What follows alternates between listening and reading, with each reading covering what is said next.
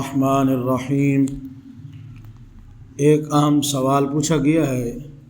سوال کرنے والے ہمارے پیارے بھائی محمد وقار احمد سعیدی صاحب جامع مسجد فاروق اعظم کے امام جمال ٹاؤن میں امامت فرماتے ہیں۔ آپ نے سوال کیا ہے کہ نماز کے دوران اگر اعلی تناسل انتشار میں آ جائے تو نماز کا کیا حکم ہوگا؟ بھائی صاحب، نماز کے دوران اگر کسی شخص کو جسمانی تحریک جیسے کہ عضو تناسل کا کھڑا ہو جانا تو اس کا حکم درج ذیل باتوں پر منحصر ہوتا ہے۔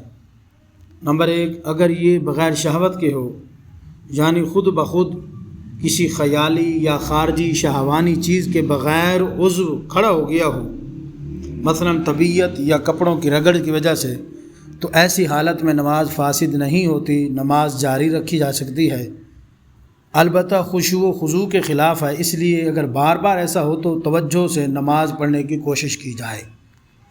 نمبر 2، دوسری صورت یہ ہے کہ اگر یہ شہوت کی وجہ سے ہو، اگر کسی شہوانی خیال یا چیز کی طرف دیکھنے یا سوچنے سے کھڑا ہو جائے تو پھر ایسی حالت میں نماز مکروہ تحریمی ہو جاتی ہے۔ اور اگر دل میں کوئی جنسی لذت یا خیالات بھی آئے تو فقہا کے مطابق نماز دوبارہ پڑھنا واجب ہے۔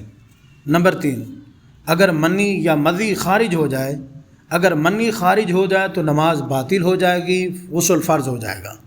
اور اگر صرف مذی یا ودی نکلے تو اسے نماز فاسد ہو جائے گی، آپ کا وضو ٹوٹ جائے گا، وضو کر کے آپ دوبارہ نماز پڑھ سکتے ہیں۔